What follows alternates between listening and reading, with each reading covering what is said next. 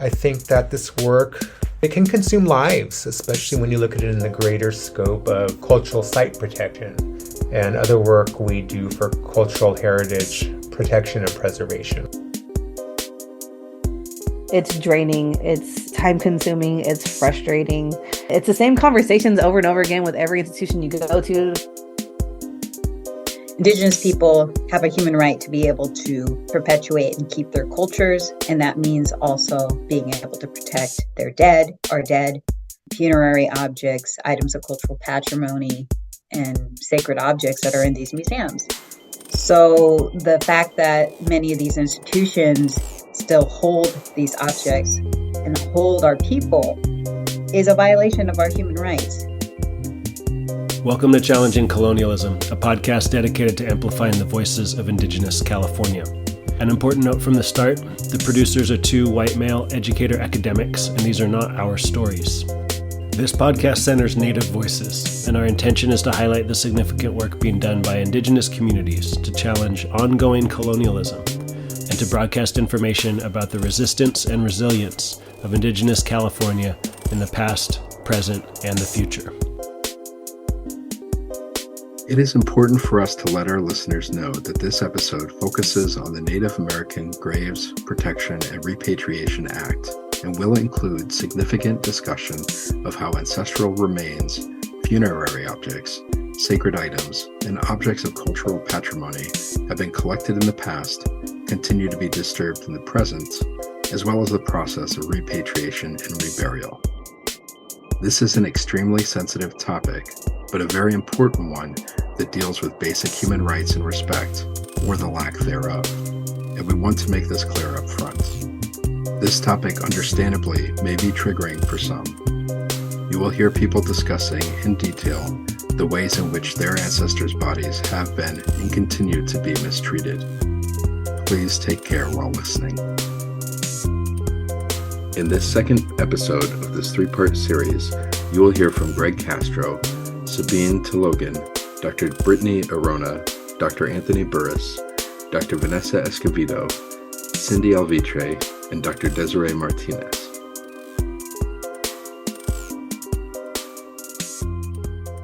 Shamosakish Mishistu Hirshatuhi. I'm Greg Castro. I'm Tutral Slinen and Rumson and Ramatushaloni, and involved in way too many organizations and in too many events, doing too many things. But I feel compelled to do that because I'm so grateful for the culture I have and I want to get back. 30 years after implementation and 25 years after the deadline, we're still not getting NAGPRA. That goes for a lot of the other regulations in terms of archaeology where they're not following their own standards. And there's a recognition of it, but there isn't enough resources applied to deal with it. That is one thing that a lot of Native people I talk to, they see the industry as a whole, not as siloed parts, but as a whole, and they're saying there's a lot of money there. There is a lot of money. It doesn't go to the places that get near us, that's the problem, but there is a lot of money out there. It's just not applied to the things that are important to us. Hoku Muktu Ka Sabine Tologan. Hello, my name is Sabine Tologan. I'm Chumash, and I am currently a program officer for First Nations Development Institute in their California Tribal Fund. I would say the number one thing to improve this process would be to give tribes money, give Native people money to actually make this happen so they have the time and resources to advocate for themselves, for their people, to get this work done. Without resources, I don't know how we're going to move the needle substantially anytime soon. My name is Brittany Arona. I am an enrolled member of the Hoopa Valley Tribe in Northwestern California, and I'm also an assistant professor of American Indian Studies at San Diego State University, where I teach on many different topics as it relates to the American Indian and California Indian experience. My expertise is mainly in environmental justice, water infrastructure, indigenous human rights, and environmental injustice in the United States and California broadly. So NAGPRA, it was a groundbreaking law when it was passed. But I think the functionality of it has proven that it needs a lot of reworking. NAGPRA requires a collection database of things that these institutions have. Many institutions haven't done that at all. Much of the onus of proof of connection is on tribes. So there's no like standardization of what that proof is. It's really up to the institution to decide how they want to determine culturally identifiable relationships. And so often that is also true with anthropologists and archaeologists on staff. So if you have an anthropologist who maybe has this attitude that Native people don't exist anymore in the same way that they did like since time immemorial, then they can decide, well, there's no cultural connection here, despite what Native people might say about that. It can require this proof of documentation that maybe many tribes don't have. It also doesn't really get into disputes between tribal people or nations and territory and boundaries, which obviously is a very complex thing related to our relationships to each other. And it's often underfunded. Most institutions that I worked with in NAGPRA did not have adequate funding to do the NAGPRA inventories, to hire staff that had expertise in NAGPRA.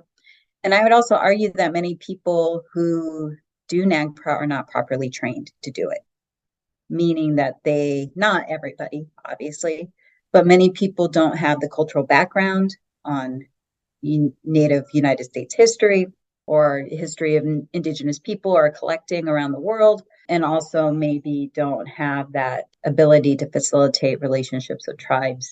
That's a part of consultation, like the care that you would need to do that. And something that's really difficult about NAGPRA is that every institution has its own way of doing it. So the proofs of evidence often are not standardized across the board. So one institution might be more stringent than another. And then if these collections are spread across different institutions, so that's a thing that happens, like in the 1950s, 60s, 70s, 80s, these collections might have been separated for some reason. And they were never brought back together. And so a tribe would have to go to these two institutions and they might have different standards of how they're going to enact NAGPRA. It's incredibly difficult. And it makes it difficult for a tribe to know what the process actually is. So none of that is in the law. The law just says that inventories need to happen. They need to be posted on the National NAGPRA website. A tribe then reaches out to the institution. Then the institution begins that consultation. And there's also a lot of questions about cultural identification. So like some institutions say, oh, well, this is culturally unidentifiable. And that might mean that they don't have the paperwork on where it was collected. So there are some human remains or funerary objects or items of cultural patrimony where there's just no idea where they got it from. And it's bad collections management.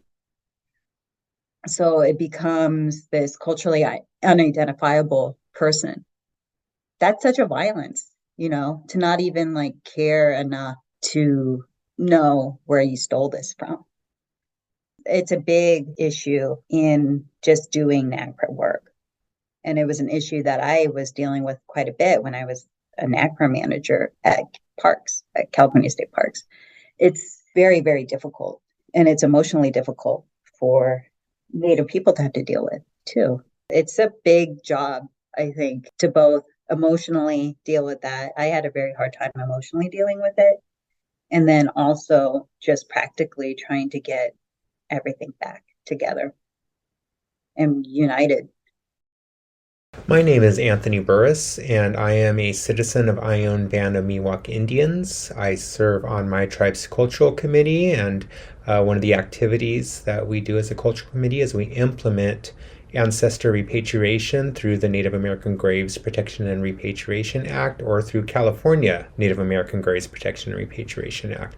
We'll also use any other processes that are available to us to return ancestors. I'm also an assistant professor over at California State University of Sacramento, and I am just starting my second semester there in the Ethnic Studies Department and Native American Studies program. This work is time-consuming, it's expensive, and it can be heart-wrenching. We go through great lengths to protect ourselves spiritually, emotionally when we're doing this work. So, it can be all-encompassing. I think that this work, it can consume lives, especially when you look at it in the greater scope of cultural site protection and other work we do for cultural heritage protection and preservation, right? This doesn't just happen in a bubble. Usually people that are working on one aspect of this cultural work are working on multiple aspects, and they all tie together. So it has a huge cost to our communities. And part of that cost is it's because we have a deep sense of responsibility. This is something that we have to do. So it's not something we can just walk away from or give up on if it becomes too complicated. It's a directive. It's a directive from our communities, from our elders, from our ancestors that this work has to be done. I pray for the Native folks who are in those positions, trying to make that stuff happen. There was a audit by the California State Auditor's Office of the UC system, and that's why we are so aware of, that's not the only reason why, but that's, part of the daylighting of non-compliance with NAGPRA in the state and of the UC system. What hasn't been audited by the UC system is like any of the departments of the state, but also California State University, the CSU system. In terms of state departments, Parks is the California department with like the highest number of human remains. I do want to note, I worked for one of these institutions. Those are undercounts. Those are for sure undercounts. Even UC Berkeley is an undercount. I would put all my money on the fact that every single one of those institutions have an undercount, because there is somebody that did something bad. There's something in their desk, office drawer. There's something they brought home because NAGPRA was enacted, Cal NAGPRA was enacted, and there was an audit, and there's all this press about these issues, because their position as, an academic, a researcher, whatever it is starting to be recognized as a bad thing, as a tool of this colonial system. And people are aware that what they did is wrong, or at least recognized as wrong. And then they did things to hide. And I think that they're actively hiding things now. Hestam Natoyet Vanessa Escobedo, Ni Noromak Hefork Choki Ambus. Hi, my name is Vanessa Escobedo. I'm an enrolled member of the Noromak Wintu Nation. I'm also Hupa and Chicana. This work for NAGPRA as a Native person is so hard. Putting yourself in these places that have had your ancestors, relatives, that have not been well taken care of. Spiritually, mentally, you are drained. I've done one repatriation, and I know how much that took out of me. And I know people that do this as their life's work. And so I would say protect yourself.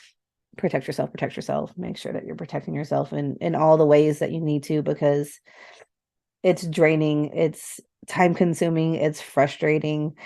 It's the same conversations over and over again with every institution you go to for the same fight. I remember that day I came home after I helped with the reburial. We were placing Native remains that were in boxes into burlap sacks so they could go be home and repatriated, which I wanted to help with because I wanted to be a part of that process and help. And then when I got home that day, my little sister, she had to have been like 4 or 5. She gave me a hug. She's like, "You smell like bones." I was like, "What the heck?" Like, she didn't know what I was doing that day. I was like, that was so, I don't know. So I knew I had to go home and smudge and pray and do what I needed to do. So my name is Cindy Alvitre. I am affiliated with the Gabrielino Tongva community. My direct affiliation is with Tiat Society and Traditional Council PIMU, which represents the maritime communities of the Los Angeles and Orange County coastal areas. My work is NAGPRA. That is principal work for me. It is a primary, it's an obligation, it's a commitment that I made. It's a personal spiritual commitment that I want to complete. We continue to have to correct the damages and the illicit, unethical practices of collecting, of disturbing, and grave robbing, let's just call it what it is, and trying to reorganize those collections too, because I mean, the conditions of a lot of the collections are atrocious. It's really bad. Cal State Long Beach, we've moved a long way, in making sure that those ancestors are clean, protected, that the integrity, the respect, and the honor of each one of those individuals is returned to them out of respect to their communities, and that their communities have access to them. Every institution, university institution in the state of California has its own history based on the story of how their universities or respective institutions emerged, and their alliances with other universities. I guess the best way to lay that out is to talk a little bit about our history at California State Long Beach and our connection to the sacred village of Pavungna. So Cal State Long Beach is an example of how museum or university institutions acquire collections that include ancestral human remains. And I'm using the NAGPRA categories: associated funerary objects, those treasures and personal belongings to the deceased; sacred objects, those things that are essential to the completeness of the spiritual health and the physical, the cultural, the mental health of the people; and objects of cultural patrimony, those things that are held and revered by a larger community. Cal State Long Beach was established in 1949. The irony of that is that their mascot was Prospector Pete, and they were known as the 49ers for years until we eliminated that a few years ago. They're now the beach. But anyway, so the village of Pavungna, which holds a status as being the most sacred of the villages, of the place of emergence of the spiritual philosophy of not only the Gabrielino Tongva, but most very closely associated tribes in Southern California. Cal State Long Beach is built in that area. We have 22 acres of land that are on the National Register of Historic Places since 1973. That is kind of the last undeveloped part of Pavungna. And when you look at it, I was just explaining this to some of our administrators this morning, that they say, well, that's just, it's 22 acres, but that's just one part of it. Realistically, Pavungna, from that point, the village, the pre-contact village, extended out about a 5-mile radius. That's significant. So when they built the university in 1949, they acquired it from the Bixby family, which is a wealthier American family. They have the Rancho Los Alamitos is still established there. I'm on their board of directors recently, which is interesting. And when the university is built, they begin with a couple of buildings, right? And that land prior to that was agricultural space. They farm sugar beets and beans.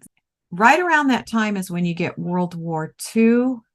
Post-World War II, it's the emergence of the middle class, right? So you have a lot of people, a lot of veterans who now have the GI loan. So they begin the construction, the development of one of those housing developments there right around Cal State Long Beach. In the process, they hit the major cemetery of Pavungna. So as it would be, this is a perfect opportunity for their archaeologists who are practicing salvage archaeology and salvage ethnography and salvage anthropology to recover those burials, those ancestors in their own practices. I'm still trying to unveil all that to get particular numbers. It's still very fuzzy. They didn't get everybody. They didn't. Under that neighborhood, the cemetery continues to exist. Okay. And occasionally we will get phone calls from people who say, hey, I'm putting in my pool, I hit a burial, and we call in our tribal representatives to go and to deal with that. And we know they're there. So the majority of the collection from Cal State Long Beach was those ancestors and a lot of the associated funerary objects. We have collections from Orange County sites, because that was the immediate place where they could conduct their field schools during this emergence of neighborhoods and developments of the freeways. So a lot of universities acquire their collections in that way. Whatever was happening around the university, and it's not 100%, but I think it's pretty factual. How they acquire collections is a sterile, vacant way to refer to them. How did they get these ancestors and all their associated burial goods? Based on development within their local areas and the associations between their faculty, their archaeologists in particular, with other institutions and other archaeologists throughout. Whatever your relationship with institutions, I mean, other kinds of bureaucracies, state agencies like Caltrans, Army Corps of Engineer, their work, they don't have repositories. They don't have places where they put whatever they encountered, whoever they encountered. They typically go to university institutions that become repositories that are not legitimized. I mean, Cal State Long Beach, they don't want to call it a repository. Under NAGPRA, we are legally a museum. They're fighting to keep that what they don't want. We don't want this stuff. It's just stuff. It's not even an attractive nuisance to universities. It's just purely a nuisance. So what we observed was institutions and agencies just scrambling about, not even knowing how to proceed with this. I know in the case of Cal State Long Beach, when I observed the collections in 2008, they were pretty messy. It was a mess. And when they were outed, and that was Desiree Martinez and myself who observed at the invitation of the chair of anthropology to go into the NAGPRA collections, because she said she couldn't go in without us. And it's like, well, we've never been allowed in, but you're like, oh, sure, absolutely, we'll go in with you. And we were horrified. At that point, things changed. So even in 2008, what we've seen too is even though they provided an inventory as far as the condition of the collections, how those ancestors are being taken care of, how they're being housed, what access does a community have to them.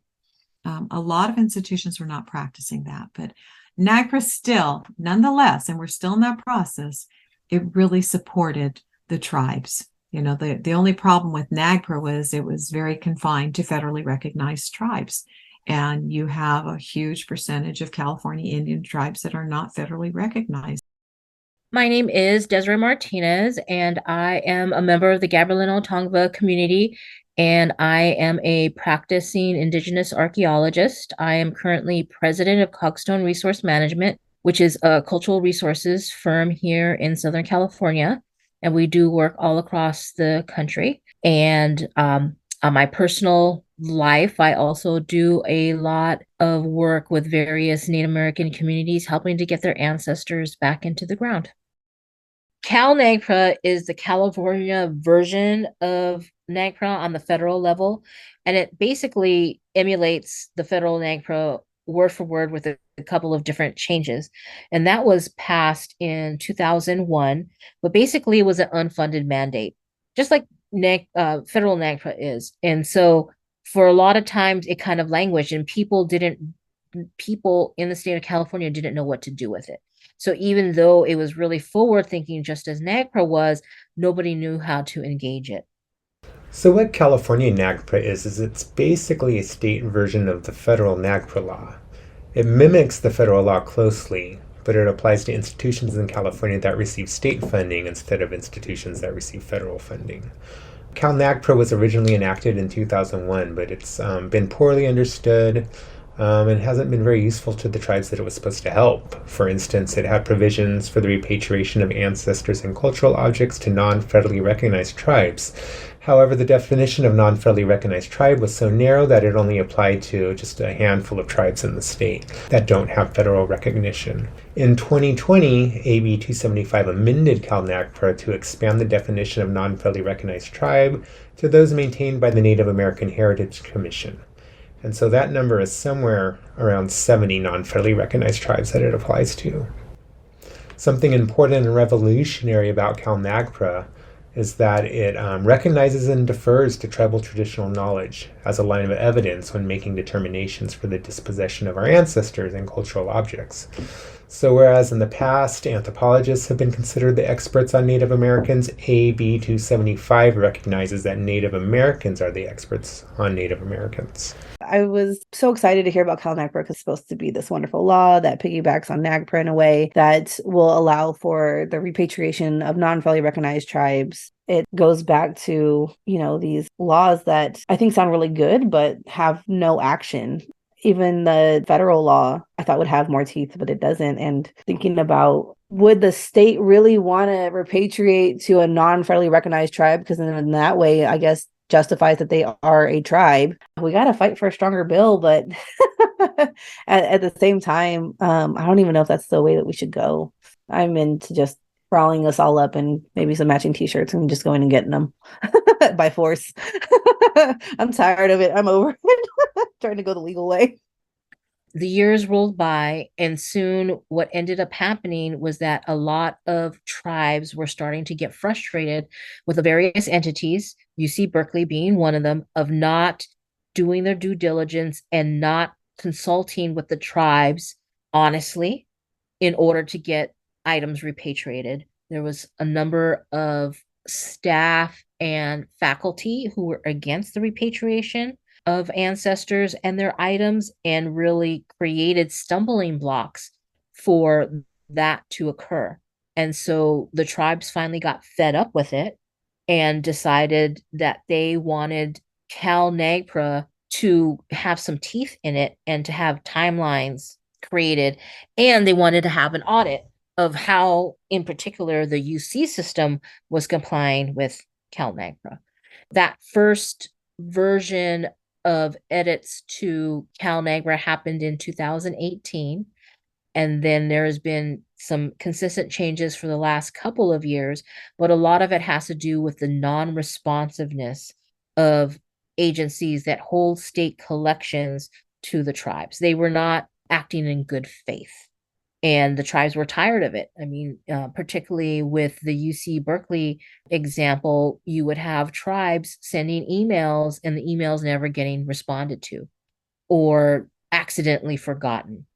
Participating in the repatriation process is time-consuming, labor-intensive, and emotionally and spiritually draining. And so if you are continuously having to reach out to an entity and they're not responding as they should, or you're getting no response whatsoever, it adds to that labor intensiveness. It adds to that emotional trauma, because you're basically getting re-traumatized because you have to deal with your ancestors on the one hand to get them home.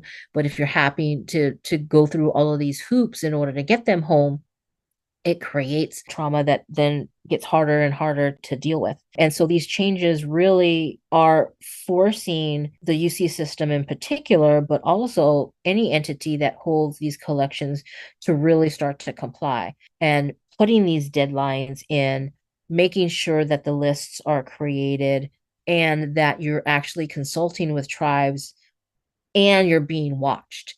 When there was revisions to Cal NAGPRA, I believe in the mid-2000s, the Native American Heritage Commission becomes the oversight of Cal NAGPRA.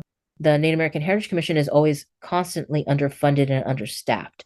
So they never really could do the type of dog watching that they should have. But now with these changes, it's really put them at the forefront to make sure that they are keeping track that people are submitting updated inventories and summaries, that tribes are being responded to, and really putting the pressure on these various entities to comply with the law. Under NAGPRA, it is federally recognized tribes, so it's an ongoing process, but it switched everything around. It created such a flip of consciousness, of practices, and most importantly, access by tribe. It really has nothing to do with me as a NAGPRA coordinator, and this is exactly what I tell my university administrators, that this is about the tribes, okay? In our experiences at Cal State Long Beach, we repatriated the Puvungna ancestors, and that was under NAGPRA, and that was with the support of Pechanga, because they're federally recognized and they establish a cultural affiliation, and we reburied them. We have a reburial site on campus, which is unique, and that kind of helps us support, a lot of our processes and will really be important in completing the repatriation under CalNAGPRA. Once we completed the 2016 repatriation, the university was like, oh, we're done, right? Everything's cool. We're completely done. No, we're not done. We have multitudes of collections from at least 5 different counties in the state of California. And you have to go through that process with each of those counties, with those tribes that have the cultural affiliation. I think it's a lot of it is they don't understand it. They don't take the time to understand it. So I become the voice, I become the rallying point, and I become kind of the face of conflict to them, the resistance. And I probably because I'm a brown woman too, right? I was one of the plaintiffs on the Pavungna lawsuit in the 1990s, so that doesn't help my reputation on campus either.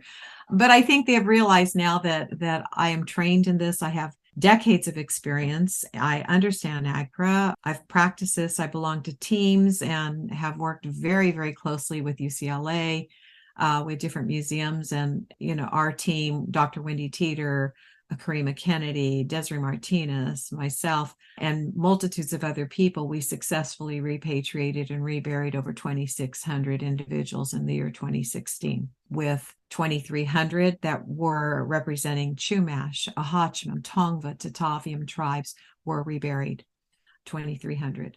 Over 600 from Catalina Island, and over 100 from Cal State Long Beach.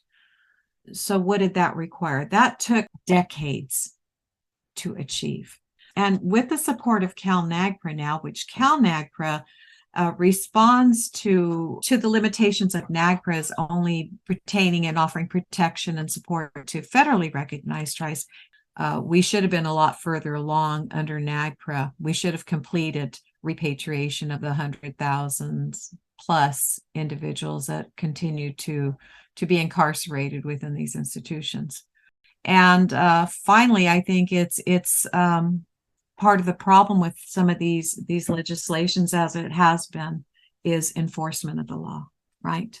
Under NAGPRA, I don't even know if they successfully have ever completed a case, a violation under NAGPRA. I don't know. I can't say. So NAGPRA has been successful. It really did contribute to significant changes in how institutions and agencies have to deal with a problem they created themselves.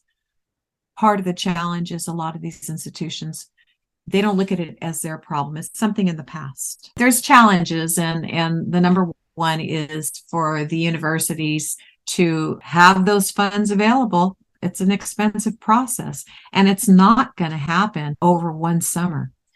It's been since 1949 to 1952, when those ancestors were removed, when those violations to the tribes occurred.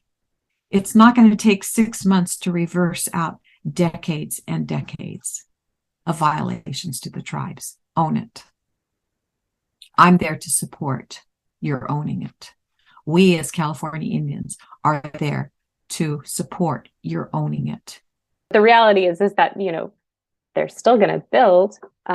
They've already dispossessed the land, and there's still a huge amount of objectification that goes into these practices. And there's still, we're talking more than 30 years out from NAGPRA being enacted, a lot of misunderstandings about how to go about this work. We have multiple laws in play. We have NAGPRA. There are additional, tribal consultation laws and so on at the federal level.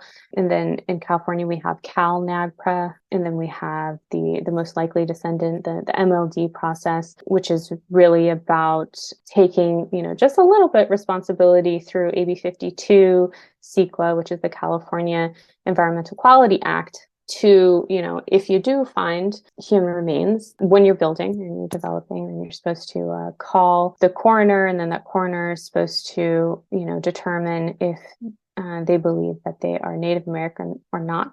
I think it's worth noting that what they're looking for is whether it's prehistoric or not. And so if it's not prehistoric, I think there's a good chance that that coroner is then going to say that they're not Native American, which is consistent with the erasure of Native people upon, the start of history. It's like, okay, if it's historical, then it must not be Native American.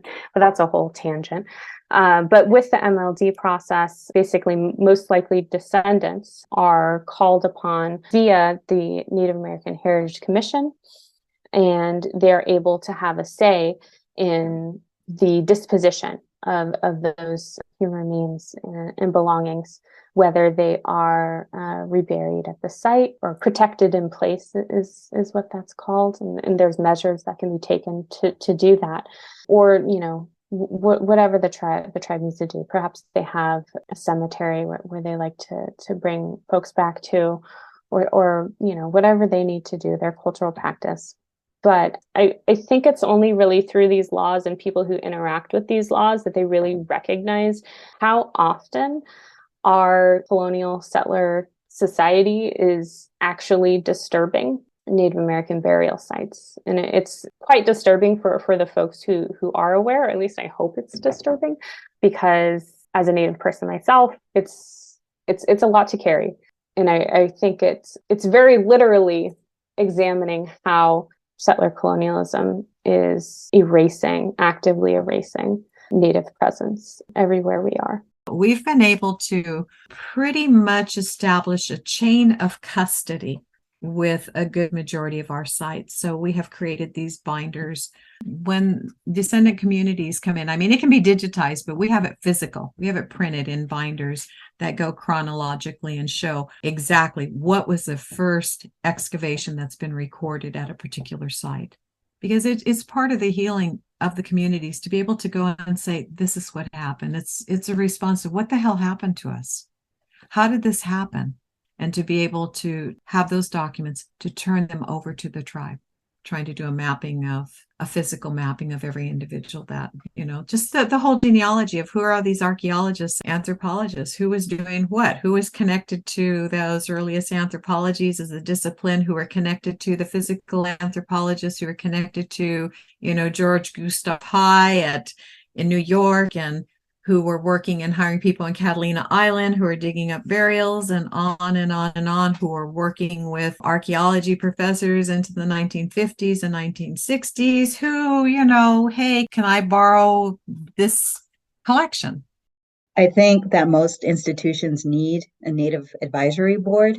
The UC system has one, which is really great. And that's a big change that has happened over the last 5 years or so. So having that Native advisory board that has this historic knowledge of Native American and California Indian history. I also think having policies and procedures in place that these institutions really need to work through, and also to make it not so different between these institutions, right? It's also like many of these institutions, when you're outside of it, it's secretive. You don't know what's going on. So really just keeping on these places that have the responsibility to comply with NAGPRA and keeping up to date in California, at least with the Native American Heritage Commission. They do a lot of great work around these issues. They have an advisory board or an executive board that's all Native and California Indian, which is really awesome. And that, again, stemmed from Native advocacy. All of these things happen because California Indian people, Native American people, Indigenous people saw this need for the repatriation of our ancestors and connected it very closely with genocidal violence that was occurring, that is and still continues to occur when our ancestors are held in these places. That's like the main advice that I could give.